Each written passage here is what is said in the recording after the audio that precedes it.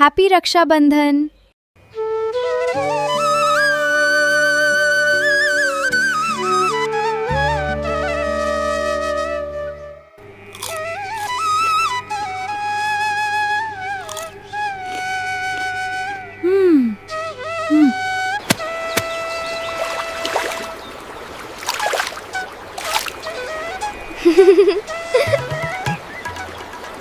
पिताजी, मुझे माँ और अपने छोटे भाई की बहुत याद आती है।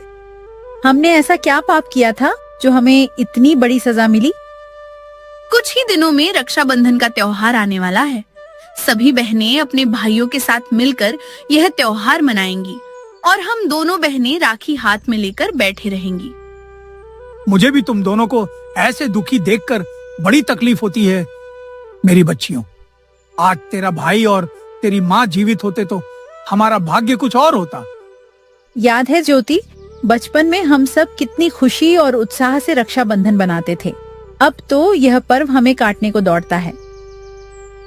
काश मैं उस दिन उन दोनों को बचा पाता तो आज हमारा परिवार पूरा होता। मेरी गलती थी जो मैंने लापरवाही दिखाई।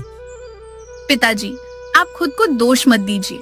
विधि के विधान के आगे किसकी चली है? जो होना था हो गया। हमें अब आगे का सोचना चाहिए। हम जितना उन्हें याद करेंगे हमें उतनी ही तकलीफ होगी। ज्योति सही कह रही है पिताजी, आपकी तबीयत सही नहीं रहती है। आप इतना सोच सोच कर खुद को परेशान मत कीजिए। आप आराम कीजिए, हम दोनों नदी किनारे से कपड़े धोकर आते हैं। इतना बोलकर दोनों बहनें कपड़े लेकर नदी किनारे चली जाती है।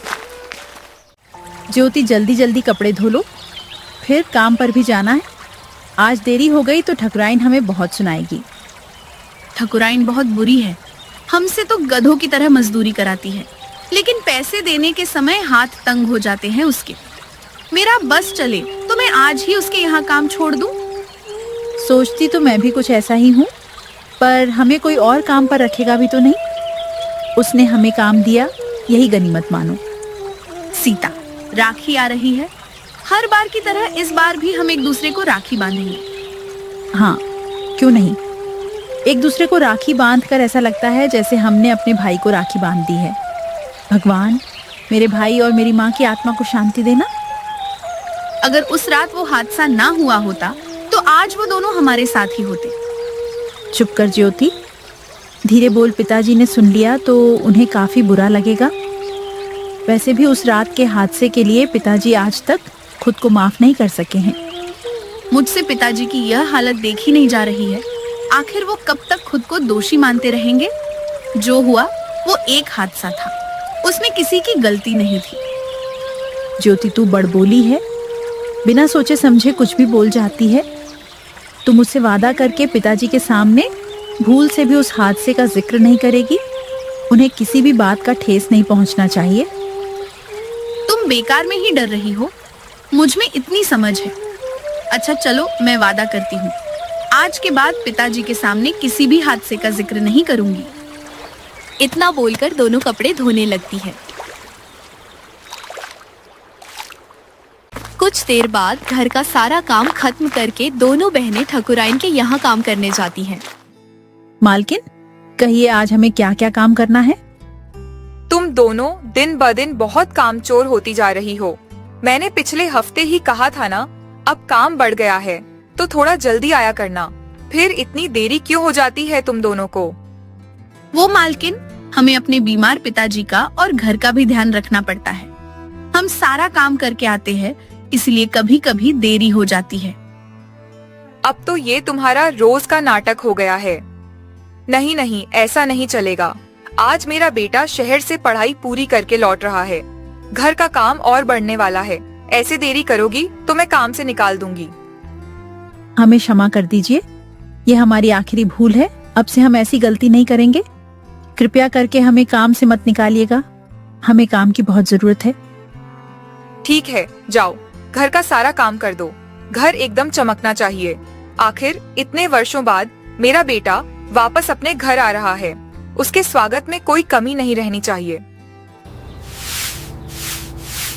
ये सुनते ही दोनों बहनें घर की साफ सफाई में लग जाती है।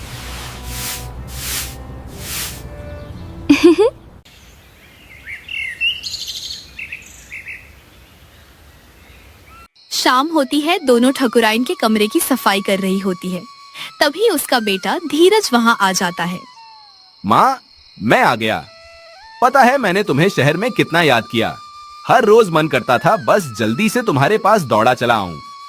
अरे मेरा राजा बेटा, तेरे बिना तो मेरा भी कुछ ऐसा ही हाल था, पर क्या कर सकते थे। तेरी पढ़ाई भी तो जरूरी है ना। पढ़ेगा लिखेगा तभी तो बड़ा अफसर बनेगा। अब तो मैं तुम्हें और उस गांव को छोड़कर कहीं नहीं जाऊंगा। यहाँ रहकर कारोबार चलाने में आपकी मदद करूंगा।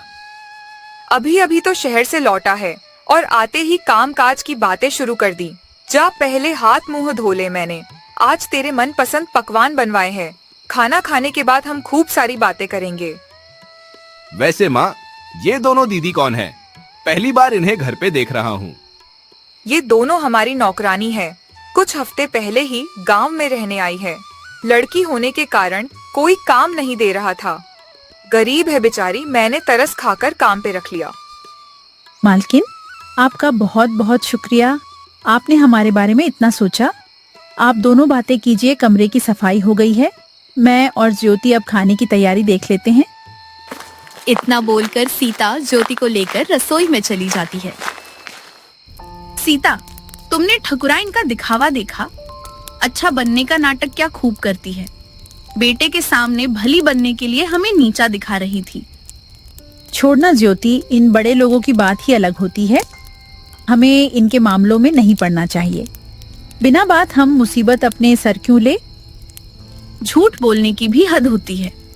क्या उसने तरस खाकर हमें अपने यहाँ काम पे रखा था? याद है हमने कितनी मिन्नतें की थी। हम आधी पगार में माने तब जाकर आज यहाँ हैं। बेटे के सामने खुद को महान साबित करना चाहती थी। वैसे तुमने देखा, ठकुराइन के बेटे की उम्र बिल्कुल हमारे छोटे भाई जितनी है। अगर आज हमारा भाई जीवित होता तो वो भी इसी उम्र का होता। हाँ, मुझे तो उसे देखकर भाई की याद आ गई। मैं तो एक पल के लिए सोचने लगी थी वो हमारा भाई ही है। काश मैं उसे राखी बांध पाती। यह हमारा भ्रम है ज्योति। इस ख्याल को मन से निकाल दो। वो एक बड़े खानदान का इकलौता वारिस है और हम कहाँ गरीब की बेटियां। वो हमसे राखी कभी नहीं बंधवाएगा। सही कह रही हो, वो हमसे राखी बंधाकर अपना अपमान कभी नहीं करेगा। इन बड़े लोगों के लिए हम गरीबों से रिश्ता जोड़ना अपमान की बात ही तो होती है। अब तू उदास मत हो। देख, खाना पक गया है, रात भी हो चुकी है। पिताजी हमारी राह देखते होंगे। जल्दी से खाना परोस कर हम घर चले जाएंगे। हाँ ठीक है। इसके बाद दोनों गर्मा गर्म पकवान लेकर रसोई से बाहर आती है और दोनों माँ बेटे को परोसती है। माँ खाने का निवाला मुंह में लेते ही कहती, बाप रे बाप, इसमें कितना नमक है। तुम दोनों का ध्यान कहाँ रहता है? मैंने बोला था ना, आज कोई गड़बड़ नहीं होनी चाहिए। मैंने तो स्वाद अनुसार ही नमक डाला था। क्या तुमने भी नमक डाल दिया था? मैंने भी अनजाने में नमक छिड़क दिया था। अरे ज्योति, तुम्हें नमक डालने से पहले एक बार मुझसे पूछना तो चाहिए था। मुझे क्या पता था कि तुम पहले ही नमक मिला चुकी हो। एक बार तुम खुद ही मुझे बता देती ना। चुप रहो तुम दोनों। एक तो गलती करती हो ऊपर से, एक दूसरे के ऊपर गलती थोप कर बचना चाहती हो। मैंने अपने बेटे के लिए कितने प्यार से ये सारे पकवान बनवाए थे। माफ कर दीजिए, हमसे गलती हो गई। हमारा ध्यान नहीं था। आगे से ऐसा नहीं करेंगे। आगे से ऐसा तब करोगी ना जब मैं तुम्हें मौका दूंगी। मैं तुम दोनों को काम से निकालती हूँ। तुम दोनों जैसी लापरवाह आलसी नौकरानियां नहीं चाहिए मुझे। इतनी छोटी सी गलती की इतनी बड़ी सजा मत दीजिए। तुम्हारे लिए होगी यह छोटी सी गलती। मैंने एक बार जो कह दिया सो कह दिया। निकल जाओ मेरे घर से। माँ, गलती तो किसी से भी हो जाती है, इनसे भी हो गई। इन्हें एक बार माफ कर दो। मैं आज ही वापस आया हूँ। कम से कम आज तो अपना मिजाज ठीक रखो। तू कहता है तो ठीक है, पर आज यह गलती आखिरी बार माफ की जाएगी। दोबारा ऐसा हुआ तो उसी वक्त काम से निकाल दूंगी। अब दोनों जाओ यहाँ से। खड़े खड़े मेरी शक्ल मत देखो। यह सुनते ही दोनों घबराते हुए फौरन घर से निकल जाती है और अपने घर जाने लगती है। दोनों आधे रास्ते तक पहुंचती है, तभी धीरज उन्हें आवाज देता है। रुक जाइए, माँ ने आप दोनों के साथ आज बहुत कठोर तरीके से बात की, उसके लिए मैं तहे दिल से आपसे माफी मांगता हूँ। अरे नहीं नहीं छोटे मालिक, ये क्या कह रहे हैं? गलती तो हमारी थी। उल्टा हमें तो आपको शुक्रिया कहना चाहिए। आपने अपनी माँ के सामने हमारा पक्ष लिया। आप दिल के बहुत नेक हैं। भगवान आपको लंबी आयु दे। रात काफी हो गई है, आप दोनों चाहो तो मैं आपको आपके घर तक छोड़ दूं। इसकी जरूरत नहीं है। आप आज इतना लंबा सफर तय करके आए हैं, काफी थक गए होंगे। आप घर जाकर आराम कीजिए, हम खुद ही चले जाएंगे। वैसे भी ये हमारा रोज का है। पता नहीं क्यों इन दोनों को देखकर दिल में एक अजीब सी हलचल हो रही है, एक अजीब सा खिंचाव महसूस हो रहा है। इसलिए तो न चाहते हुए भी इतनी फिक्र में यहाँ तक चला आया। छोटे मालिक, आप क्या सोच रहे हैं? कुछ नहीं, और हाँ, मैं उम्र में आप दोनों से छोटा हूँ तो मुझे धीरज कहकर पुकारिए। ये छोटे मालिक कहने की आवश्यकता नहीं है। अच्छा, अब आप दोनों ध्यान से घर चले जाइए, मैं भी जाता हूँ। इतना बोलकर धीरज घर चला जाता है। सीता और ज्योति भी कुछ देर में घर पहुंच जाती है।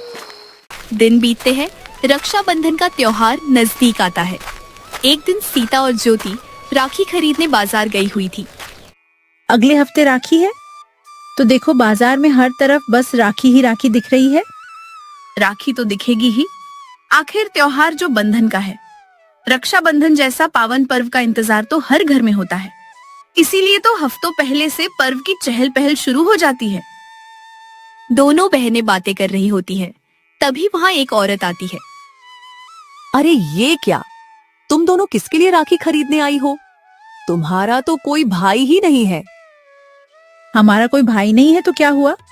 हम दोनों एक दूसरे की रक्षक हैं, और राखी तो इसीलिए बांधी जाती है ना, ताकि वो हमारी रक्षा करे, हर दुख मुसीबत से हमें बचाए। बिल्कुल, फिर चाहे भाई हो या बहन, रक्षा तो कोई भी कर सकता है। हम दोनों एक दूसरे की ढाल है, और हमारा भाई भले ही हमारे बीच नहीं है, पर हमारे दिल में हमेशा है। लगता है माँ और भाई के छोड़कर जाने का गहरा सदमा लगा है, इसलिए तो इतनी बहकी बहकी बातें कर रही हो। ऐसा कहीं सुना है भला कि बहन ने बहन को राखी बांधी? ये हमारा नियम है। हमें अपनी जिंदगी में खुशियों को लाने के लिए किसी नियम का मोहताज नहीं होना। दे दो खुद को तसल्ली, और तुम दोनों कर भी क्या सकती हो? दोनों की तो किस्मत ही फूटी है। जब भाई था तब कदर नहीं की, अब नहीं है तो उसकी याद में राखी मना रही हो। वाह रे कलयुग। तुम्हें ताने देने और चुगलियां करने के अलावा और कोई काम नहीं है क्या? दूसरों के घरों में ताका झांकी करना, उन्हें ताने मारने, उसकी जिंदगी में घुसना, बस यही आता है ना तुम्हें? हद में बोलो। बड़ी बहन जितनी सीधी है, छोटी बहन उतनी तीखी है। मुझे क्या, जो करना है करो। मैं तो अपने भैया के लिए राखी लेने आई थी। मेरे पास मेरा अपना भाई है। मैं तुम दोनों की तरह अभागन नहीं हूँ। यह बोलकर वो औरत राखी खरीदती है और वहाँ से चली जाती है। शाम होती है, दोनों बहनें मुंह लटकाए घर जाती हैं। क्या हो गया? दोनों का मुंह लटका हुआ क्यों है? कुछ नहीं, बस ऐसे ही थकान है थोड़ी सी। सच बताओ क्या हुआ?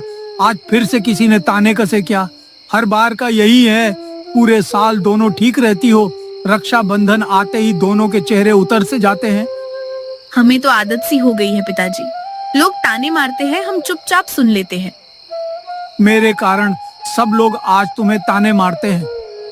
उस रात घमासान बारिश में मैं उन दोनों को जोर से पकड़ लेता तो वे बाढ़ का शिकार न होते। पिताजी, आप बार बार वही बात लेकर क्यों बैठ जाते हैं? आपने हमें बचाने के लिए उनका हाथ छोड़ा था। उस रात पानी का बहाव इतना तेज था कि हम उन दोनों को बचा न सके। तुम दोनों भी तो उस वक्त ज्यादा बड़ी नहीं थी, मैं तुम्हें कैसे छोड़ देता? मैं उन्हें भी बचाना चाहता था, पर ऊपर वाले को तो कुछ और ही मंजूर था। माँ ने हमें आखिरी बार यही कहा था कि उन्हें कुछ हो जाए तो हमें ही आपका ध्यान रखना होगा। आप बार बार मायूस होकर खुद की तबीयत खराब करते हैं। ऐसे में हम माँ को क्या जवाब देंगे? अच्छा ठीक है, अब मैं उदास नहीं होता हूँ, लेकिन तुम दोनों भी मुझसे वादा करो, आज के बाद किसी की भी बेफिजूल की बातें सुनकर अपने चेहरे की हंसी गायब नहीं करोगी। हाँ, हम वादा करते हैं। अब कोई भी ऐरा गैरा हमारे जख्मों को ताजा करने आएगा तो हम उसे मुंह तोड़ जवाब देंगे। ये तो सिर्फ लड़ाई झगड़े की ही बात करती है। मैं बोल कुछ और रहा हूँ, ये कह कुछ और रही है। ज्योति, अब पिताजी को परेशान करना बंद कर। तेरे झगड़ालू मिजाज के कारण पिताजी के सर में दर्द हो जाता है। आप दोनों मुझे ही चुप कराओ। ये नहीं कि गलत बोलने वाले को दो चार सुना दूं, पर नहीं, दोनों को तो सर झुकाकर सबकी बातें सुननी है। मैं नहीं होती तो पता नहीं आप दोनों क्या करते। दादी अम्मा, अब शांत हो जाओ। हर वक्त चुप रहना समस्या का हल नहीं होता। कभी कभी अपने लिए बोलना भी पड़ता है। सीता बेटी, तू भी ज्योति से कुछ सीख। ऐसे गाय बनकर कुछ नहीं मिलेगा। फिर सीता सबके लिए फटाफट खाना बनाती है। तीनों खाना खाकर सो जाते हैं।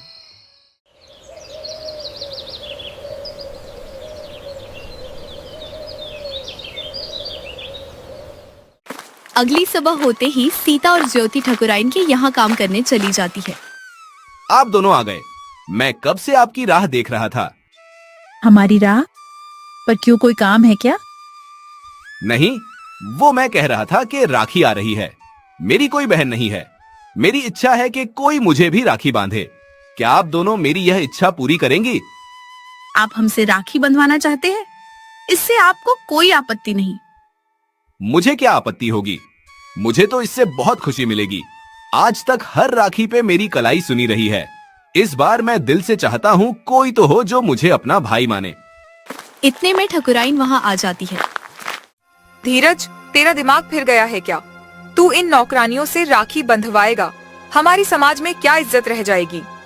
उसमें बदनामी की क्या बात है माँ? यह दोनों गरीब है। इसका मतलब यह तो नहीं कि यह किसी की बहन या किसी की सगी संबंधी नहीं बन सकती। मुझे इस बारे में कोई बहस नहीं करनी है। तू इनके साथ राखी नहीं मनाएगा। बस तुम दोनों ने ही मेरे भोले बेटे को अपने झांसे में फंसाया होगा ताकि भाई बनाकर अपना काम निकलवा सको। नहीं, ऐसा नहीं है। हम ऐसी नहीं है मालकिन। हमें पैसों का कोई मोह नहीं है। हमें बस भाई का स्नेह चाहिए। छोटे मालिक ने अचानक राखी की बात की तो हम थोड़ी भावुक हो गए थी। भावनाओं में बहकर हम अपनी हद भूल गए थी। आप फिक्र मत कीजिए, हम छोटी मालिक को राखी नहीं बंधेंगी। हमें हमारी हद पता है। बहुत अच्छे। अब जाओ, दोनों घर की साफ सफाई कर दो। रक्षाबंधन के दिन घर में कई मेहमान आते हैं। एक भी जगह धूल मिट्टी नहीं दिखनी चाहिए मुझे। यह सुनते ही दोनों बहनें घर की साफ सफाई में लग जाती है। रात होती है, दोनों काम खत्म करके घर लौटती है। दिन गुजरते हैं, आखिरकार रक्षाबंधन का दिन आता है। दोनों बहनें घर में बैठी एक दूसरे को राखी बांध रही होती है। ज्योति, ये राखी हमारे भाई के नाम। वो हमें देख रहा होगा और खुश भी हो रहा होगा। माँ की भी बहुत याद आ रही है सीता। कोई बात नहीं ज्योति, हमें अब यह सच्चाई अपनानी होगी। दोनों ऊपर वाले से बस यही प्रार्थना करो कि माँ और भाई जहाँ हो, शांति और खुशी से हो। इतने में ठकुराइन धीरज के साथ वहाँ आती है। धीरज, जा दोनों से राखी बंधवा ले। मालकिन, आप यहाँ? धीरज ने राखी मनाने की जिद पकड़ ली थी, इसीलिए मुझे इसे यहाँ लाना पड़ा। अब तुम सब रक्षाबंधन मना लो। धीरज बेटा, अब तो तू खुश है ना? हाँ माँ, बहुत ज्यादा। मुझे ऐसा लगता है जैसे यह दोनों मेरी अपनी बहनें हैं। ठकुराइन, एक बात बताइएगा, क्या यह आपका सगा बेटा है? क्योंकि जहाँ तक मैंने अफवाह सुनी थी, कुछ अंदरूनी बीमारी के कारण आप कभी माँ नहीं बन सकती थी। यह अफवाह नहीं, सच है। मैं गर्भवती थी, तभी बारिश में फिसलन के कारण मुझे चोट लग गई थी, जिस कारण मैंने अपना बच्चा खो दिया था। इसी सदमे में मेरे पति भी चल बसे थे। अच्छा, फिर ये धीरज कौन है? ये तो एक रात बाढ़ में बहते बहते इस गांव में आ गया था। इसे देख के मेरी ममता जग गई थी, तब से मैंने इसे अपना लिया। इसका मतलब ये हमारा भाई है। इसके साथ एक औरत भी थी, पर अफसोस उसकी सांसें रुक चुकी थी। मेरा बेटा मुझे वापस मिल गया। आज रक्षाबंधन के दिन ही हमें हमारा खोया हुआ भाई मिल गया है। भगवान तेरा लाख लाख शुक्रिया। मेरी पत्नी ने अपने प्राण देकर धीरज को बचाया और आपने उसे पला। आप कर्म से इसकी माँ ही हो। मुझे खुशी हुई कि मैं आज एक परिवार को एक कर सकी। मैं घमंडी बनने का केवल दिखावा करती थी ताकि लोग मुझे कमजोर न समझे, पर पर असल में मैं ऐसी बिल्कुल नहीं हूँ। आज मेरे साथ मेरा पूरा परिवार है। यह रक्षाबंधन मेरे लिए बहुत खास है। अब हम सब साथ रहेंगे हमेशा।